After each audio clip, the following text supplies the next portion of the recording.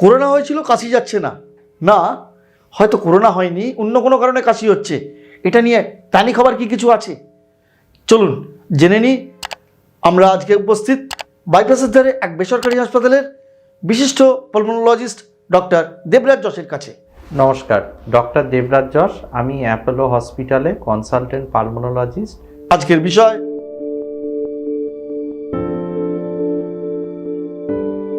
ওমিক্রনের পরও হয়তো ডেল্টার মতো এত মারাত্মক পোস্ট কোভিড সিমটম নয়, কিন্তু একটা সমস্যা যেটা অনেকেই বলে চলেছে সেটা হচ্ছে যে কাশিটা কমছে না। মানে কারো কাশি হয়তো ধরুন 2 সপ্তাহ 3 সপ্তাহ 1 মাসও হয়, বলাটা একটু মুশকিল, কিন্তু দেখা যাচ্ছে কাশিটা কমছে না। তো তারা কি করছেন, তারা অনেকে ডাক্তারবাবুদের কাছে যাচ্ছেন এবং ডাক্তারবাবুরা সঠিকভাবে সিটি স্ক্যান করাচ্ছেন। এবার সিটি স্ক্যানে দেখা যাচ্ছে লাংসে কোনো কিছু নেই। তো অনেকে আবার ইনহেলার নিচ্ছেন, ইনহেলার নিয়েও উপকার পাচ্ছেন না। তো সবাই খুব কমন এবং ওয়ারিড হয়ে যাচ্ছে যে কাশিটা কমছে না এবং খুব বিরক্তিকর। কাশি এমন একটা সমস্যা, আপনারা সবাই স্বীকার করবেন, যেটা হচ্ছে শুধু রোগী তার জন্য নয়, যে তার পাশে রয়েছে তার জন্য বিরক্তিকর। মানে আপনি ধরুন কাশছেন, সে বিরক্তিকর, এবং সেটাও অনেক সময় একটা রোগীর জন্য খুব বিরক্তিকর। মানে সে রাতে ঘুমিয়ে রয়েছে, সে কাশলে তার পাশে যে শুয়ে আছে তার ঘুম ভেঙে যাবে, তো সে চাইবে যে আমি যতটা, কিন্তু পারে না, কাশতেই থাকছে। এবং সমাজের জন্য, সমাজে কি হয়, ধরুন আপনি ট্রেনে বাসে যাতায়াত করছেন, আপনি একটা অফিসে এসছেন, আপনি কাশছেন, সবাই দেখবেন আপনার দিকে তাকিয়ে রয়েছে যে কি হলো রে বাবা, তোমার কাশি কমছে না, তুমি কাউকে দেখাও। তো এই কারণে ওমিক্রনের ক্ষেত্রে এটা আরও একটা বিরক্তিকর। কেন বিরক্তিকর? তার কারণ হচ্ছে, যখন ধরুন আপনার কাশি হয় 2 সপ্তাহের ওপর, আমরা কী ভাবি যে টিবি বা এই জাতীয় কিছু আছে কি না, যারা বয়স্ক মানুষ তাদের ক্ষেত্রে দেখি সিওপিডি আছে কি না, কম বয়সী যুবকদের ক্ষেত্রে অ্যাজমা আছে কি না। তো এই ধরনের কারণগুলো, কাশি হচ্ছে অন্তত 100টা কারণে হতে পারে। তো কোভিডের পর কাশিটা কেন হয়? তার কারণ হচ্ছে যে আমাদের শ্বাসনালীর সক্রিয়তাটা বেড়ে যায়। মানে আমাদের শ্বাসনালী আছে, ফুসফুস আছে। তো সিটি স্ক্যানে কিন্তু আমি ফুসফুসকে দেখছি। তো ফুসফুস যদি ঠিক থাকে বা যদি সিটি স্ক্যানে কিছু না পাওয়া যায়, তার মানে এই নয় যে আপনার শ্বাসনালী অতি সক্রিয় নয়। তো শ্বাসনালীর অতি সক্রিয়তার জন্য যেটা আমরা সবথেকে দুটো প্রধান জিনিস করে থাকি, একটা হচ্ছে ইনহেলার। ইনহেলার মানে হচ্ছে ইনহেলেশনাল কর্টিকোস্টেরয়েড। তো সবাই একটা, আমরাও বলি যে স্টেরয়েড আপনি দেবেন না, কিন্তু সেটা মুখে খাবার ওষুধ। যে স্টেরয়েডে ইনহেলার থাকে তার কিন্তু কোনো রকম পার্শ্ব প্রতিক্রিয়া হয় না, যদি আপনি ওটা সঠিক উপায়ে নেন এবং ইনহেলারটা নেওয়ার পর যদি আপনি ভালো করে মুখটা পরিষ্কার করে নেন। তো সেই কারণে ইনহেলার নিয়ে আমরা প্রথমে একটু চেষ্টা করে দেখি, এবং দ্বিতীয় জিনিস যেটা আমরা করে থাকি, গরম জলে ভাপ দিনে 2বার করে বা 3বার করে, যারা অফিসে কাজ করেন বা অন্য কার্যক্ষেত্রে ব্যস্ত থাকেন তাদের পক্ষে 3বার করা সম্ভব হয় না, তারা অন্তত 2বার করে করুন। তাতে যদি না কমে, কিছু কাপ সাপ্রেশন, যেটা আপনাদের মাধ্যমে আমি বলতে চাই, কাপ সাপ্রেশন কিন্তু যত্রতত্র ব্যবহার করবেন না। এটা একমাত্র অতি প্রয়োজন হলেই ব্যবহার করবেন। কেননা কিছু রোগী আছেন, যেমন ধরুন অ্যাজমা বা সিওপিডি এই ধরনের রোগী, তারা যদি কাপ সাপ্রেশন ব্যবহার করে তাদের ক্ষেত্রে সমস্যাগুলো আরও বেড়ে যায়। তো এটাই বলার যে যদি কাশিটা 1 সপ্তাহ বা 2 সপ্তাহের ওপর হয়, দোকানদার বা ওষুধের দোকানদারের থেকে নেবেন না, কোনো ডাক্তারবাবুকে দেখিয়ে নিন, এবং অধিকাংশ ক্ষেত্রেই একটু সিমটোম্যাটিক ট্রিটমেন্ট এই নিলেই হয়তো আপনি এর থেকে নিরাময় পাবেন।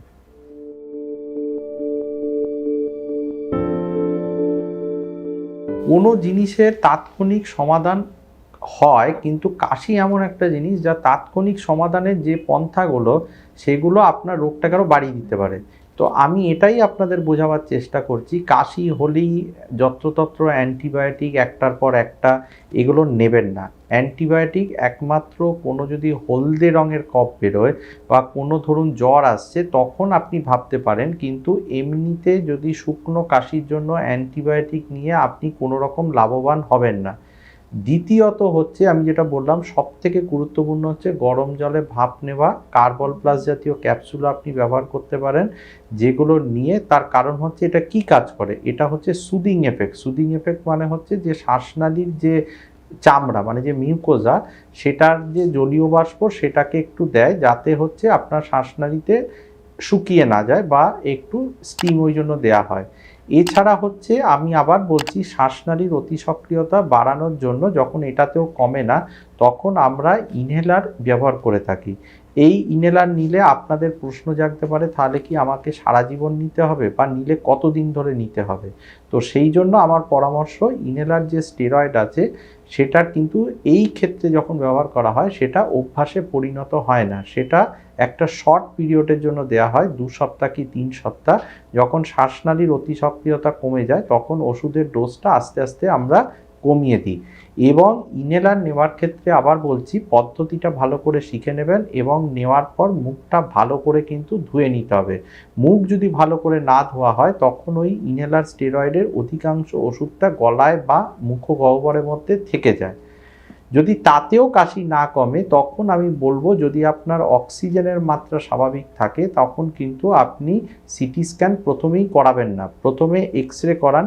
এক্স-রেতে যদি কিছু ধরা পড়ে তখন সিটি স্ক্যান করাবেন। সিটি স্ক্যানে টুকটাক যদি কোভিডের জন্য দাগও থাকে তার জন্য স্টেরয়েড বা এই ধরনের ওষুধ লাগবার নেই। কিন্তু যদি আপনার কাশি 1 মাসের ওপর পারসিস্ট করে তখন অবশ্যই সিটি স্ক্যান করতে হবে। কারণ আমরা অনেক রোগী দেখছি যে কোভিডের যে মানে খারাপ দিক হচ্ছে যে কোভিড হয়েছে ভেবে নিয়ে, যে ধরুন আমার টিবি হয়েছে সেটাকেও আমি ভাবতে থাকলাম কোভিডের জন্য হয়েছে, তো টিবিটা আপনার ধরা পড়লো না। অনেক ক্ষেত্রে ধরুন মানে খুবই কম সংখ্যক মানুষ, ওই জন্য আতঙ্কিত হবেন না যে অন্য কোনো রোগ হয়েছে আপনার, সেটা ধরা পড়ছে না।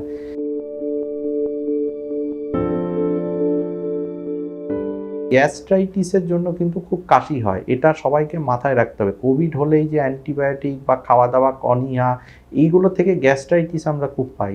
তো গ্যাস্ট্রাইটিস হচ্ছে কাশির একটা অত্যন্ত গুরুত্বপূর্ণ কারণ, যেটাকে GERD বলে, সেটা কোভিডের পর আরেকটু বেড়ে যায়। তো ওই জন্য হচ্ছে গ্যাস্ট্রাইটিস বা গ্যাসের ওষুধ, বালিশটা একটু ওপরে করে শোয়া, এগুলো করতে হবে। আর একটা চতুর্থত খুব গুরুত্বপূর্ণ হচ্ছে যে ঘুমের সময় কাশি হচ্ছে কিনা, আর বসে থাকলে বা জেগে থাকলে কাশি হচ্ছে কিনা। এবার ধরুন অনেকের অ্যাংজাইটি থাকে, মানে আমাদের অনেক সময় মনে হয় গলার মধ্যে কিছু আটকে আছে, আদতে কিছু নেই।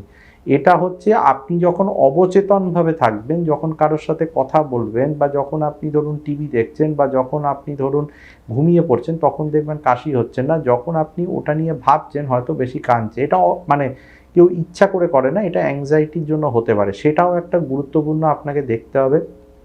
আরও আছে, যেমন ধরুন হচ্ছে হার্টের যারা রোগী আছে তারা শুলে কাশি হয় কিন্তু বসে থাকলে ভালো থাকে, তাদের ক্ষেত্রে কিন্তু ভাবতে হবে এটা হার্টের রোগের জন্য হচ্ছে। তার কারণ হচ্ছে আমাদের যে মানে হৃৎপিণ্ডের যে বাঁ দিক এবং ডান দিক আছে, যখন আমরা শুয়ে পড়ি তো আমাদের যে পালমোনারি ভেনাস কনজেশন বলে, তো এটাকে অর্থোপনিয়া বলে, যে শুলে শ্বাসকষ্ট বসলে আরাম হয়ে যায়। তো এগুলো মাথায় রাখতে হবে যে আপনার কোনো পালমোনারি ভেনাস কনজেশন হচ্ছে কিনা বা শুলে শ্বাসকষ্ট হচ্ছে কিনা এবং বসলে সেটা ভালো হয়ে যাচ্ছে কিনা। তো কাশি হলে প্রধানত কোভিডের ক্ষেত্রে আবার বলছি আতঙ্কিত হবেন না, কিন্তু এই পদ্ধতিগুলো অবলম্বন করুন। আমি আশা করব আপনারা উপকৃত হবেন এবং নিকটবর্তী স্থানীয় ডাক্তারবাবুর পরামর্শ একটু নিয়ে নিই। তারপরও যদি না কমে তখন হয়তো কোনো পালমোনোলজিস্ট বা ফুসফুস রোগ বিশেষজ্ঞর পরামর্শ আপনারা নেবেন।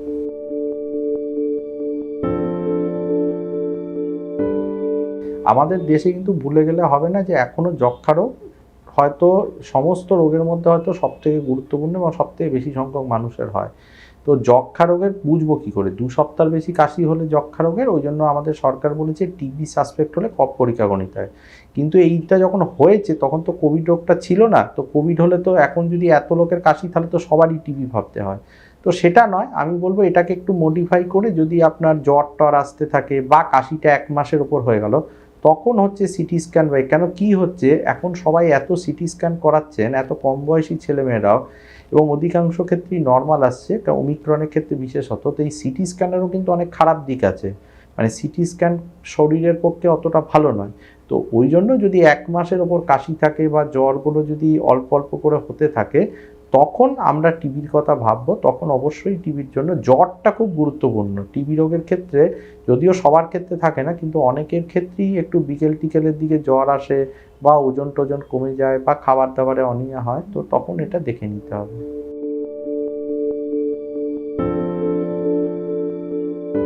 1 নম্বর, গরম জলে ভাপ নিন, স্টিম যেটা বলা হয় সেটা হচ্ছে কার্বল প্লাস দিয়েও নিতে পারেন, কার্বল প্লাস ছাড়াও নিতে পারেন। তাতে যদি না কমে তাহলে ইনহেলার স্টেরয়েড নিন। তাতে যদি না কমে অল্প ডোজে কাপ সাপ্রেশন জাতীয় নিতে পারেন। সেটা অবশ্যই দেখিয়ে, ওটা প্রথমে প্রেফারেবল নয়। গ্যাস্ট্রাইটিসের যদি সমস্যা থাকে গ্যাস্ট্রাইটিসের ওষুধ আপনি খাবেন। যারা আবার বললাম যে অ্যাংজাইটি আছে কি না, যে নিজে হয়তো বুঝতে পারছে না, তার বাড়ির যে আত্মীয় সে পর্যবেক্ষণ করে বলবে যে তার ক্ষেত্রে কী জন্য হচ্ছে। এবং পঞ্চমত এবং সবথেকে গুরুত্বপূর্ণ সেটা হচ্ছে যে কোনো ওভার দ্য কাউন্টার ওষুধ কিছু খাবেন না, মানে অ্যান্টিবায়োটিক বা এই সমস্ত জিনিস খেয়ে জিনিসটাকে আরও জটিলতর করবেন না। অসংখ্য ধন্যবাদ ডক্টর দেবরাজ যশকে আমাদের সময় দেওয়ার জন্য। আমার আরও পরামর্শ পেতে আপনারা সাবস্ক্রাইব করুন মেডিটিভস ইউটিউব চ্যানেলকে এবং দেখতে থাকুন। শুধু আমার নয়, অন্যান্য ডাক্তারবাবুরাও যে সমস্ত গুরুত্বপূর্ণ বিষয় তাদের অভিমত দেয় সেটা শোনার জন্য। দেখতে থাকুন, শুনতে থাকুন মেডিটিভস। এবং যদি অনুষ্ঠানটি ভালো লাগে অবশ্যই সচেতনতা বাড়িয়ে তুলতে শেয়ার করুন এই ভিডিওটি। আর হ্যাঁ, যারা এখনও আমাদের মেডিটিভস ইউটিউব চ্যানেলটিকে সাবস্ক্রাইব করেননি তারা সাবস্ক্রাইব করে নিন এবং পাশে থাকা বেলটিকে বাজিয়ে দিয়ে অল বাটনটিকে টিপে দিন। তাহলে নতুন ভিডিও তুললেই আপনারা নোটিফিকেশন পেয়ে যাবেন। এই ডাক্তারবাবুর সঙ্গে যোগাযোগ করতে বা কলকাতা সহ ভারতের চিকিৎসা ও বাণিজ্য সংক্রান্ত যে কোনো বিষয়ে সহায়তার জন্য যোগাযোগ করুন আমাদের সঙ্গে এই ঠিকানায়। আমাদের ফোন নাম্বার +91 9330 240 762। আবার বলছি +91 9330 240 762। আমাদের ইমেল আইডি mailmeditives@gmail.com। এছাড়াও মেডিটিভস নামে ইউটিউব ও ফেসবুক পেজেও পাবেন আমাদের।